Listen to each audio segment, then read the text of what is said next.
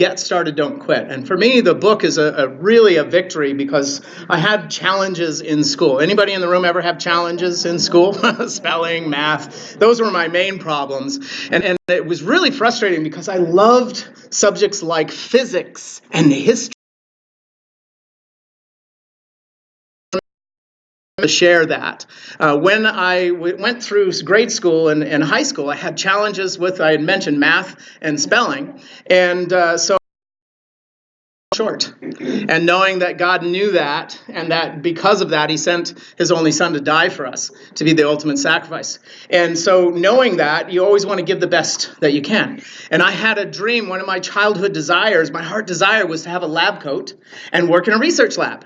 And I didn't want to be a mad scientist. I wanted to be a happy scientist. The thing is, I didn't have a lab, so I was mad. And but again, because of the challenges with the spelling and math, my grades were so low. And back then, this is before the internet, then I wrote off to the colleges, and these big fat packages came with all the pictures and the catalogs. And I made an appointment with the school counselor, and she, I thought, was going to help me turn in applications and apply for grants and that sort of thing. And she said, "No, you don't understand." It was sad because she tried really hard not to laugh, but she did laugh a little bit. And she said, "You're not going to college." And she got up to get some pamphlets for some other jobs that I was qualified for in her mind. And I just got up and I turned around and walked out of the office. I left all my college information on her desk. And, I imagine that she turned around and wondered, what happened? Where'd he go? I don't know. I was done. And I was trying to figure out, now what am I going to do? I can't do what I was made to do. I thought this is what I was going to get out and go off and be a scientist. I thought I was going to change the world with some breakthrough. And I knew that that's what God had created me for, but the system had told me, no, you can't do it. And so a car bomb went off in Europe, and a bunch of people died. And it tugged on my heartstrings, but it wasn't really the changing moment for me. In science fiction, there's these parallel universes, and every one of these lives, there's this one decision you make that changes everything. And it wasn't the bombing, but the call-ins from these different terrorist groups that were calling the news agencies saying, "Oh, no, they didn't murder them, we did. No." And so there was these terrorist groups arguing that, trying to claim responsibility for the murders. And something just switched inside of me. Prior to that, I was trying to be a Christian by the definition of Sister Pauline Carroll, my first grade teacher. She said to be a Christian is to attempt to be Christ-like, knowing that you will always fail. And so I knew that meant that I would try, and when I failed, it was okay. You just dust yourself off and you get up and go again. You get started and don't quit. And when those terrorists had called in, it kind of changed things for me, because I was the kind of guy that literally would turn the other cheek. And then they would tell their friends, and they would come beat the other cheek. It's like literally the bullies would beat me up, and they would take turns, and it was horrible. And so I taught my kids, you only got two cheeks, hon. So you turn one, and then we're done. So I did teach my kids how to defend themselves, and I don't recommend doing the extreme that I did. I was literally trying to be a pacifist, and it just didn't work out in this cruel world. And but when I was in high school, I decided I was going to fight terrorists. Go big or go home. So I wanted to be a commando, and I wanted to fight terrorists. And I heard, those Marine Corps guys are pretty tough. So I went down to Marine Corps recruiters and told them, hey, hi, I'd like to fight terrorists. And they said, well, son, if you're lucky, you can work for 4 years, and maybe after that, someone might notice you, and you maybe will get picked. And I was like, I'll see you later. And so I went next door to Navy SEALs. I heard they're pretty tough. I went in there, and same thing. Maybe, might, sort of, kind of, you might get chosen. So I just kept moving up to Coast Guard, Air Force, and I think that the Marine Corps guys must have called the Army guy, because by the time I got there, he was, come on in, will you move the pen, we'll hold the, you hold the pen, we'll move the paper. Boy, we got the place for you, Airborne Rangers, Fort Lewis. So I learned how to jump out of airplanes and hunt bad guys. And I was told it was an accident, but I like to be positive. It's in my blood. It's actually my blood type is B positive, so I don't really have a choice.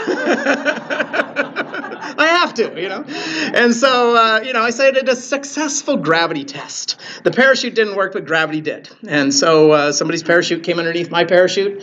And most people don't know this, but when a parachute's coming down, it's like an ice cream scoop, and it scoops the air out, and there's this vacuum where there's no air. I mean, if you're laying on top of the canopy, you actually can't breathe because there's no air. It just scoops it, treats as vacuum. So if a parachute's floating around and another one comes over it, there's no air, and it closes, and down you go. And because I was only 100 feet off the ground, mine didn't reopen. I just smashed into the ground, and I broke my ankle, and I broke my back in 5 places. And they shipped me off to a hospital down in California. And boy, that was an interesting part of my life. It was really the lowest of the low. You go from being the top dog, just the toughest guy in the world that can do anything, and now you can't do anything. I mean, you can't even feed yourself. And they say, you're not going to walk anymore. And they had an occupational therapist, physical therapist, look at the prognosis and the injuries and the x-rays. And, they had this meeting, and this one doctor comes in, all these students, and this patient over here. It's like they're like, hey, I'm over here. I'm right here. Stop talking about me, And but the therapist looked at my condition, and they had figured out that the job I was going to have, they were going to strap a computer monitor over my head. I was going to lay in bed the rest of my life, and I'm going to Velcro my hands to the keyboard, and I was going to work on a computer for the rest of my life. That was it. I was like, and what job would I do? I asked, and they said, well, you're going to edit articles for the newspaper. I'm like, do you know I can't spell? I can't spell. That's all you got? Like, I can't even write, and I'm supposed to edit, I was like, oh my gosh. And then just when I was thinking that was the lowest I could possibly get, then I realized I was only on the 4th floor. And even if I could get myself to the roof, which is there's 7 stories, so the roof would be 8 stories, and throw myself off, it wouldn't kill me because I'd already fallen from a distance of 10 stories, and it didn't kill me. So, it's like, oh no, I couldn't even kill myself. And so it was pretty low, and it was pretty frustrating. And then I had a dream, and in that dream, it was more of a vision. I mean, it was like the difference to me in a dream and a vision is like I could hear the leaf detach from the tree and hear it fluttering. Like it was so crystal clear. 3D images, sounds, smells was so real. And before that dream, I remember having a conversation with God like, okay, said I'm not smart enough for college, so I'm not going to be a scientist. So I'm here, I could be the soldier guy. Now I'm not going to walk. Like, what could I possibly do? What could you do for me? I mean, how could I possibly do anything for God? Then I had this dream. And in this dream, I actually saw a construction worker fall off of a building and break his back. The ambulance came, they hauled him off to the hospital. And in the dream, it was like I was flying around. And I watched him get surgery. They fixed his back. And then after the surgery, there was some physical therapy and recovery time. And then this guy came in. He looked like a tailor. He measured the guy. And then later, they basically were measuring him for this thing, a robotic suit. That's the only thing I could think to call it. And I remember looking at it and thinking, wow, what is, and mentally I'm taking notes. And then he pushes a button, stands up, hits the joystick, and it starts walking. This paralyzed guy, only weeks after his surgery, he's walking around. And in the vision, I actually saw inside of his body, I saw the nerves actually reconnecting, where the spine was severed, but the messages from the brain were actually going through the broken part of the spine and reconnecting to the legs. And he literally learned to walk again after just a couple years of using the machine. And when I woke up, I wrote everything down as fast as I could. There was a lot of stuff on this thing that I didn't know what it was, but I drew pictures. I was an artist, so I drew pictures of it. And years later, I found an engineer said, oh, that's an accelerometer. That's a rate gyro. And this was in 1986. 2001, I'm in my research lab in Seattle, in North Seattle Community College. And this doctor, I hooked up this thing, and on the computer screen, as I move my legs, it's moving all these numbers and stuff. He says, oh, you've built an electrogoniometer. I was like, how do you spell that? I was like, I didn't even know what the thing was, but because God showed me how to build it, I built it. And so it's very interesting. When I did wake up from this dream, I felt like, God, you got the wrong address, buddy. I think you're looking for maybe the doctor down the hall or something, because, didn't you know I'm the lowest in my family? I'm the lowest in my neighborhood. I'm the lowest in my town, just like Gideon. Sounds familiar, right? This guy in the wine press where God said, you're going to do battle and you're going to be a great warrior. And he's like, wait a minute, I'm the lowest of the low. And God said to him and said to me, now you're perfectly qualified. Amen. Because you can't take credit for it. You have to give glory to the God. And that's exactly what I did every step of the way. And back in 1986, when I talked to people about this, they thought I was crazy. I got doors slammed in my face, telephones slammed, nobody would listen. And back then, you would be hard-pressed to find any medical doctor on the planet that had any idea what a powered exoskeleton would be that would help a paralyzed person learn to walk today. But today, you would be hard-pressed to find a medical doctor who doesn't know what it is. And that's because of the power when you ask Jesus for help and he helps you. Now, after I finished writing out the designs for this thing, it was a month after my accident. They said I was going to be paralyzed my whole life. A month after the accident, my toes started to work again. And I was already getting physical therapy twice a day, so why not ramp it up a bit? And so it did take about 9 years of physical therapy and training before I could ride a bicycle again and ride a horse and go water skiing like most people. And literally, I did actually get in an airplane and parachute one more time. And I could hear in the back of my mind my grandmother saying, "You get back on that horse!" Right, so, just had to get back on the horse one more time, and I have no desire to jump unless the plane's going down. And of course, we always joke with the pilots, they're like, "Why would you jump out of a perfectly good airplane," right? And we'd say, well, if you guys would learn how to land the thing, we would consider actually landing with you, so. So I embarked on trying to go back to college. I thought, well, this paralyzed walking thing, it worked out okay, trust in Jesus. Why not try the college thing? And I went in to get tested. You had to take the entrance tests because I was so bad I didn't bother in high school. There's no point. And so I went in and I went to the testing office and I said to the lady, there's nobody else around, I said, "Hey, can I just pay for the math and the English and you put an F on it?" Save us both some of this pain and suffering. She was like, "No, son, we're not going to do that. You pay your money." And she said, "Here, take some extra scratch paper and use it really good, and bring me your scratch paper." And after the test, of course, I failed both. But she looked at the scratch paper, kept saying, flipping some stuff, and then she offered me an extra 3 hours of testing. And after that, the little computer spit out a thing and said, "Oh, it's not a learning disability, dyslexia, it's actually dyslexia." And, you just learn differently. You're not disabled, you're differently abled. It's the first time I heard that. Wow. Differently abled. And since then, you look into it and find that people with learning disabilities, actually a lot of them are brilliant. All these different inventors through history got thrown out of grade school. And it was amazing because within 2 quarters, I was president of the Honors Society. Yeah. Wow.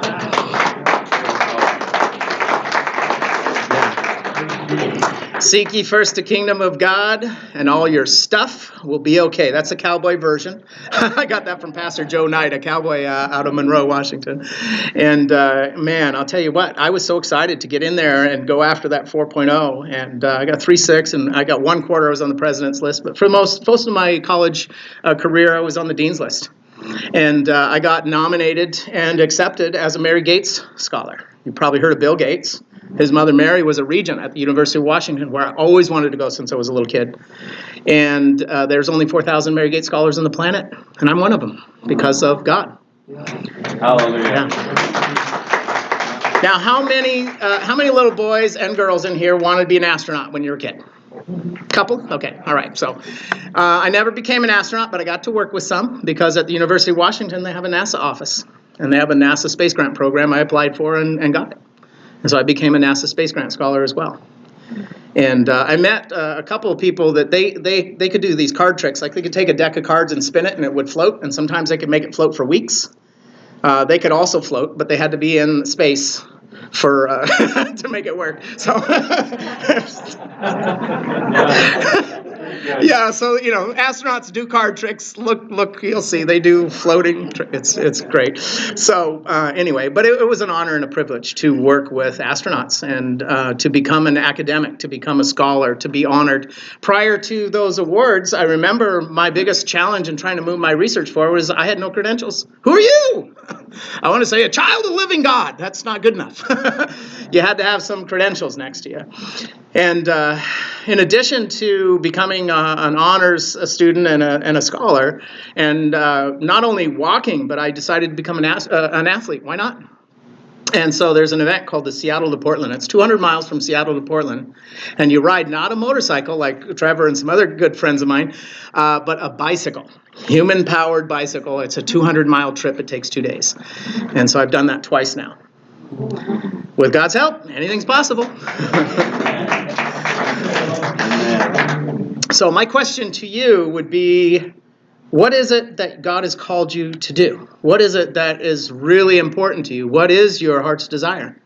My heart's desire is to have a lab coat. And in fact, in college, there was a time where my nickname was Lab Coat. A couple of students called me Lab Coat because once I got it, I wore it. I'd wear it to my math class because I needed that confidence in the math class. I was wearing my lab coat everywhere. I remember one day I was there's a NASA class where the different NASA researchers get together and we report to the other NASA research students what we're doing. And I remember I was working in the lab and I couldn't quite finish, so I had to take this homework home. But it was the leg of the robot suit, so I had it folded up and it was sticking out of my backpack. Come walking into the classroom, bang, so it was hilarious. I had this robot leg in my backpack because I was going to finish it at home over the weekend. But it was amazing because not only did I get the lab coat, but because of grants and scholarships, I got paid to do what was important to me.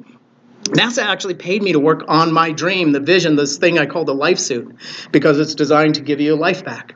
And you push a button and you can stand up. You push on the joystick and you steer it just like a powered wheelchair. But instead of rolling, you walk. So it goes from walk and roll. It's I met the rock and roll star Joan Jett. She did the song "I Love Rock and Roll," so I got her to talk about "I Love Walk and Roll." So and so these exoskeletons now are in over 300 locations around the planet. There's over 300 paralyzed people that put it on every day, and they walk instead of roll. So anything's possible. And this was a whole new area of science that God helped me direct and get into. And also there's a new area called biosynthetics, where it's a study of living systems and you make working copies, actually living muscle tissue for motors, for robotics. And that's a whole different subject I don't have time to get into. But I got a phone call from a young lady in Europe, and she said, "I'd like to interview you because you're in our textbook." I was like, "What? In the textbook? What's the name of the textbook?" I wrote it down, order it from Amazon, and get it. It's the future of textiles, and in there is Monty Reed, the life suit, and it was amazing. So, but it was just, gosh, I mean, God is so amazing, so powerful. It's amazing to go from the lowest to low to the top of the top. And so, if you're not really sure what your current season is, because sometimes you get into something and then you get tired, you get worn out, you get exhausted, and it's because you're in a season change. It's time to change the season. It's like sometimes the government comes along and you're working in an industry that's growing and flourishing, but they decide to shut it down because it's hurting the environment, right, or whatever. And then a couple thousand people leave town and things get pretty rough. But maybe it's time to change your season. Maybe it's time to change your assignment. And a lot of people don't know exactly what is my current assignment. And if you're not really sure, there's a clue. The question I would ask you is, what in the world makes you happy? And what in the world makes you angry? Because God is a passionate God. If you don't believe that, look in the Old Testament. God knows how to get angry. And He created us in His likeness and image. And so we are passionate creatures. And so if you're not sure what you're supposed to do, ask yourself, get out a piece of paper. What makes me happy? What makes me angry? Because that's a clue to what you're supposed to be doing, your assignment. And if you can figure out what it is that makes you happy or makes you angry, what is it about it? For me, I was angry that paralyzed people were so limited in a wheelchair, curb cuts, that sort of thing. And so I just wanted to empower them to be able to walk again. And my next phase of this project, my dream is, picture this. It's a sports field, and there's a bunch of kids playing, either soccer or baseball. And in the sidelines is a bunch of kids in wheelchairs. They got blankets on because it's kind of windy out. And, it normally looks like they're just going to watch. But the regular kids are done. The ninth inning's over, and they come in off the field. And then all those other kids, they throw the blankets off, they push a button, and they're all wearing these powered exoskeletons. They stand up, and they go out on the field. It's their turn now. And they play ball. That's the next phase. I mean, why not? Paralyzed person who used to play the piano, they'll be able to put on one of these things, put in the powered gloves, push a button, and they'll play the piano again. And not only will they play and have mobility, but they'll learn to do it again. They'll actually get that ability back. And I was saying this for years because God showed me, and people thought I was crazy and it's not possible. But then a few years ago, the Christopher Reeve Foundation funded some research because they wanted to see what would happen if you put a paralyzed person on a treadmill and made their legs move. every day for a week, and then a month, and then 2 months, what would happen? And they found 90% of paralyzed people who get physical therapy for 2 months daily will get improved movement, mobility. 90% of the paralyzed people on the planet can actually learn to walk again if they just got enough exercise. And the reason they don't is there's no insurance system or no medical healthcare system in the world anywhere that has enough money to pay for 3 physical therapists, because you need someone to hold them up, one to hold the other leg, and then some places, some conditions, it's 4, because you need one on each leg, one holding the belt, and the other one supervising the whole thing. There's just not enough money to do it. But the robot suits, they don't take a paycheck, and they don't need a dinner break or lunch break. They don't have unions yet, and with AI, who knows, right? But for now, we don't have that in place. So, these things can work around the clock. They can work 24/7. I have a vision for the life suit gyms that'll be open 24 hours a day, and they'll be manned by people who've already recovered or in the process of recovering. Paralyzed volunteers will be running the clinic, and the physical therapists will supervise the work. And one of the incredible things about the system is we designed it so you could put a patient in it who suffered a stroke, for instance. And they're doing week 1 of therapy for recovering from a stroke, but you record every movement. When they're done, the next time you have somebody in week 1 of physical therapy for a stroke, you just push play. And it replays. You just push a button. And so the physical therapist is still supervising them, but they don't have to be there for the whole thing. It's basically like a gym membership. And so you can literally have 1 million people on the planet who can get their health back and get their life back. And that's why we call it the life suit. So, I solved some problems to change my own life. And when I first got out of the hospital, I couldn't work a regular job, so I started my own business. And I started a little retail business, sporting goods, and I wasn't sure exactly what to do, and I wasn't sure exactly how to get started, but I heard there was a trade show where you could sell stuff, and so I borrowed a bunch of sporting goods from everyone I knew, and I looked up what the new price and the used price would be, and I got price tags, and I had the new price and used price, and then those price tags were about 3 inches, and then I got some 6-inch red ones that said sold, and so I had all this stuff you couldn't buy on my table. I had some people say, how much for this? Oh, well, yeah, but it's sold. It's sold. Sorry, sir. So you don't have anything I can buy today? No, sir, but I'll take an order. And I got $1,000 in orders from this trade show. And on Monday morning, I was on the phone trying to, order all this stuff. And I told them to be here in 2 weeks. I didn't know how long it was going to take, but I told them 2 weeks. And after I found out how long, I said, look, this one will be here in a week. This one, actually, it's going to be 6 weeks, and gave some refunds. But for the most part, I got those orders going, and I launched a business. And I set a goal for that business to grow 5 times in annual sales every year. Why not? And so we did $20,000 in sales the first year, $100,000 in sales the second year, and $500,000 in sales the third year. Then we did some remodeling, and I forgot to put up my 5X goal sheets. Forgot to put them back up, and we didn't quite grow that much from there. But the amazing thing is we went literally from nothing to a sustainable business that was profitable.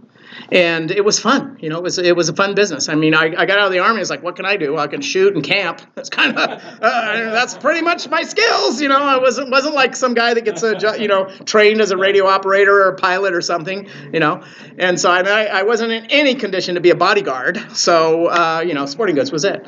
And so, but a really fun thing happened is some other people were visiting from out of town, and they were really impressed with my business. And they asked if I would do a consulting job. And I was like, sure. I was like, what's that? What's consulting? And I'd heard about consultants. I didn't know what they do. They basically solve problems. And I told them, I don't think that I'm really qualified. And they said, we don't care. We like what you're doing. We'll hire you.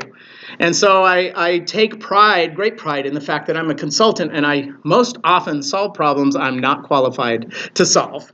And what I do is, and I tell my clients, they say, well, how are you going to solve this? You have no experience in the restaurant business. I'm just going to pray, and God's going to tell me what to do, and I'm going to tell you, and then you're going to pay me lots of money. And that's how it works. And I actually had a situation years ago, back in 1996, where I was working for, I think it was $250 a day at the time. And I was meeting with a guy I heard owned several businesses, and he needed some help. And he had some salespeople. He didn't speak English very well, but his salespeople were English speaking. And he had some here in Calgary and actually some in Vancouver, and he wanted me to train them. And I remember I felt like God said, don't tell him how much you charge. It was only $250 a day. And so I kept biting my tongue because I wanted to, lay it. I was thinking of asking him $500 a day, right? Why not? And because the worst thing is he would just pay me the $250, right? Shoot for the moon. But God told me, be quiet. I got a surprise for you. He offered me $3,600 a month if I would work for 2 days. Yeah. And inside I was doing backflips. Woohoo! I was like, yeah. I was like, yeah, I think I could probably do that for you. And it was amazing. I back then I was literally one day here in not here, but south of here, down in Calgary, and one day in Vancouver. And it was amazing. It was amazing just to watch how I was not qualified to do this at all. I was afraid of talking in front of groups, if you can imagine that, But God just helped me through all of that. And I've been able to inspire a lot of people. I've been able to help a lot of people. And it's been a lot of fun. And, the greatest thing, because being self-employed, we've been able to spend a lot of time with our kids. And when my wife and I first got married, I remember as a little kid, I actually had a thought that I might adopt a teenager someday. And I remember as I was getting older, I kept hearing people say, no way, talk to people who had adopted and foster. And everyone said, that's the last thing you want to do. And this kid that was my step-nephew-in-law, when he was 8, I met him because my dad married his grandmother. And when he got in trouble in his teenage years, his mom was dying of cancer. And he was angry at his mom because she was abandoning him. And that's why he was acting out, but nobody could see it. But when I looked at him, all I could see is the cute little 8-year-old kid that I fell in love with. And I remembered, maybe, he's a teenager. Why not? Let's give it a shot. All we can do is try. And so with the help of Jesus, we were able to adopt a teenager. And it was a crash course in parenting, I'll tell you what. But it worked out okay. It was really nice because when the other kids came along, we'd already been through all the problems quickly because he actually came with some baggage. And it was amazing. And another fun thing is the other 2 kids, they would ask him questions about all the trouble he'd been in. So later in school, when some of the other kids come up and said, hey, you want to try this, or you want to go with us and do this horrible thing? They're like, I don't think so. I know how that story ends, So the other 2 kids, straight A's, full ride scholarships in college. And, it's just, and who knew that biting that bullet and adopting a teenager with baggage, who knew that would result in God blessing us with the other kids? I didn't know that, but we did it. And it was just powerful. So I don't know if you've ever felt like you might want to adopt. There's a lot of kids that need it. So you could do that. Wow. And, the book, I mentioned the book is a particular victory because of the English thing. They said, you can't even pass English. How could you possibly write a book? And then in college, I got recruited to edit a magazine. And I also turned in some writing samples to my English professor. And I got this compliment I wasn't sure about. And she said, Monty, you really are a better editor than a writer. And so fortunately, I did manage to get some research papers published. And that's the important thing. I don't know any engineers or scientists in the room. So there's a publication called IEEE. It's just it's the holy grail of publications. And I got my last research paper published in IEEE, and that was just exciting for me too. That's sort of the pinnacle of academic research publications. So it was really exciting. And so my encouragement to you would be to live your faith. Yeah. Because so many of us, we know the word. We have faith, we believe it's true, but then we don't act on it. Yeah. And it's really not enough. And especially the world that we live in today, there's a lot of problems. I heard mention of problems, right, that's going on around here and around the world. And so there are people today that really need us to step up. Yeah. They need us to take a step in faith so that they can see that they can follow us. Right. This sort of takes me back to airborne school training. And they would, every day, there would be at least one point where they try to terrify you into quitting. And the first one that I vividly remember, and I wrote about it in the book, so you can get the great detail, but we're in the classroom. The first week is classroom phase, and they're explaining all the things about aerodynamics and the parachute and airspeed and all this stuff. And by the way, if your parachute fails, and you're going to fall at terminal velocity, you're going to smash into the ground, and then they explain about the broken bones coming up through parts of your body, and they explain in great detail how horribly you're going to be damaged and how badly you're going to die and how painful it is. And they said, now, if you realize at this moment that you're in the wrong place, and you don't belong in this room, come over here. And they open this door, and the guy's holding up hot coffee and cocoa, and then somebody brings him a jelly donut. He bites into it, the jelly donut drips out. He says, we got jelly donuts over here, no hard feelings, just come on and quit, and you hear the chairs, and like 30 people get up and leave, because there's 800 people in the class, and so 30 people leave every day, and it was interesting because they realized that they just were in the wrong place, they had the wrong assignment, and so they need to find something else, truck driver or something, right? Yeah, and so, if you realize that you're in the wrong place at the wrong time, then maybe it's time for a new assignment. And so I would encourage you to take some time to look at the Word, spend some time with God, ask Him, ask yourself, what's important to you? What matters to you?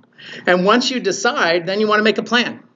What are you willing to do towards that ends? If you have a job and you're barely making the ends meet, then you need to figure out a way to get some part-time education or start a part-time business. And find a way that you can do that so that you can change your assignment and be doing something that truly is important to you. And that's an opportunity for you to live your faith. And so lastly, I would just encourage you to get started and don't quit. Yeah. So thank you guys so much. Great, thank you.